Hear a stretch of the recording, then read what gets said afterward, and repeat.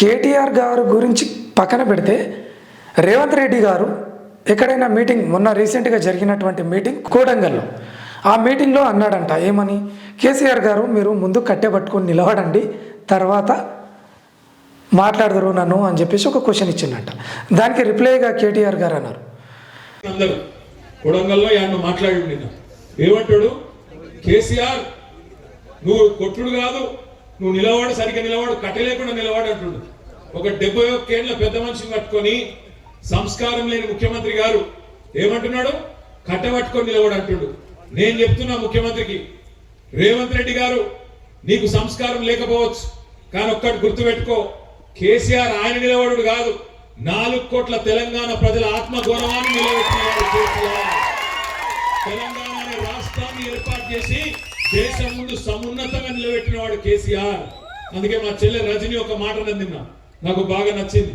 ఏమన్నా దొరికేనా, రేవంత్ కేసీఆర్ కట్ట లేకుండా నిలబడతాడు, కానీ నువ్వు కమిషన్ లేకుండా ప్రభుత్వాన్ని నడుపురా. కమిషన్ తీసుకోకుండా ప్రభుత్వాన్ని నడుపు దమ్ముంటే ఆయన కట్ట లేకుండా కాదు మంచిగా నిలబడతాడు. ఆయన కొడితే ఎట్లుంటదో నువ్వు కాదు, నీ పాత గురువు గారిని అడుగు, చెప్తాడు కొడితే ఎట్లుంటదో.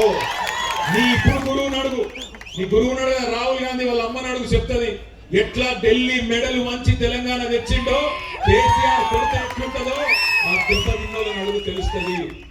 ఆయన నాకు తెలియక అడుగుతా, ఈయనకు కేసీఆర్కి ఏమైనా పోలికున్నది అసలు? కేసీఆర్ ఏమో హిస్టరీ, కేసీఆర్ అంటే హిస్టరీ, రేవంత్ రెడ్డి అంటే లాటరీ. టికెట్ కొనకుండా లాటరీ గెలిచిపోయాడు, టికెట్ కొనకుండా లాటరీ గెలిచినాడు రేవంత్ రెడ్డి. తప్పిదారి అడ్డిమారి గుడి దెబ్బలు ముఖ్యమంత్రి అయితే ఆగుతలేడు మనిషి. అరే అయ్యా, నీకంటే ముందు చాలా మంది పనిచేసారు ఆయన ముఖ్యమంత్రులు. రేవంత్ ఒక్కటి గుర్తు పెట్టుకో, ఒకటి యాద పెట్టుకో, కేసీఆర్ పేరును నువ్వు కాదు కదా, కాంగ్రెస్ తాత జేజమ్మలు దిగొచ్చినా ఎవరు మర్చిపోలేరు.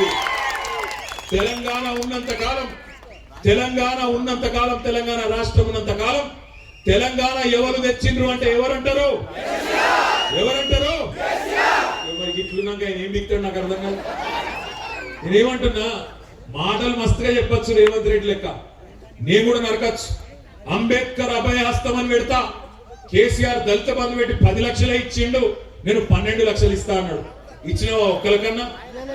పడ్డాయా ఎక్కడన్నా టకీమని పడ్డాయా? బీసీ డిక్లరేషన్ అన్నాడు, 20,000 కోట్లు ఇస్తా అన్నాడు బీసీలకు సంవత్సరానికి, మొత్తం 1,00,000 కోట్లు ఇస్తా అన్నాడు బీసీలకు. పడ్డాయా? టకీ అంటుంది ఎక్కడన్నా?